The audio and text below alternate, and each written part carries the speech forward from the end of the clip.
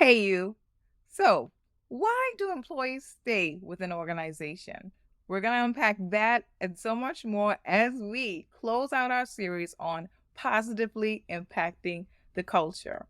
So, if you've been following, we've done identity, we've done alignment with culture, and our last episode we covered community and creating that sense of community within your workspace certainly makes for a positive environment. But who runs the community? Who's responsible for driving the values and the feelings that are within the community? You guessed it right. It's the leaders. And that's what we're going to be focusing on and why employees stay in organizations. So, you ready? Let's get into it. Harvard Business Review recently did a study and they were trying to find out the answer to the question I posed. Why do employees stay with an organization? And there was an interesting discovery based on their research that I thought to share with you. And the answer to that question was inertia. So, what is inertia? Inertia is the concept that an employee will stay within a working space until something, some sort of force, pushes them out or causes them to leave. And I think that couldn't be more relevant and accurate in current times because 51% of the world's population, as stated in Gallup's State of the Workplace report, desire or have an open mind to looking at other opportunities in the workspace. So that means that people are searching for something that may not or is very highly likely unrepresented in the working space that they're currently in. And so that focus shifts towards leadership because when we talk about culture, we already know that culture is high in the demand for employees who are looking for a place to work. But now, who's responsible or who wears that representation is usually who that employee interacts with. And so my leader has to be someone that has that sensitivity, has that understanding, has that insight to what I value. And if that isn't there, then I won't feel that sense of community. I won't see myself within the organization space. And that could essentially lead to me moving on from the organization.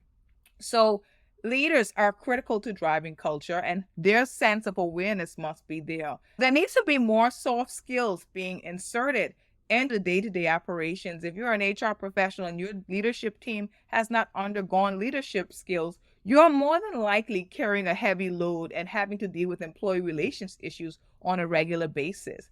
This also threatens the culture that you are aspiring to deliver because employees start to see that what is being sold as the mission, vision, and core values don't match what's happening in the workspace. So the critical component requires that leaders go through training on the foundational principles of leadership, but also on behavioral patterns and understandings, work styles, and ensuring that they understand the personal work styles, behaviors, and mindsets of the people that they're responsible for.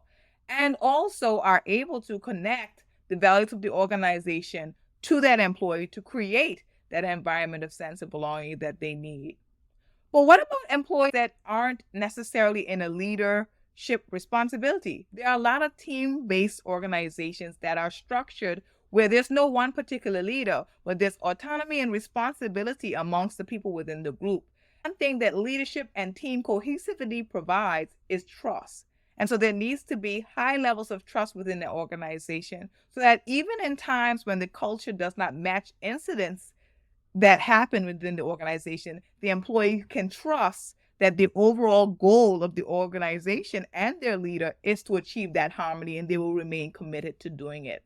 If you're a leader who is trying to get the culture or the workspace to be one where your team members enjoy, then you have to increase your skills and soft skills, everything from conflict management to communication to being a likable boss to emotional intelligence. All of these things will help develop you to achieve that goal.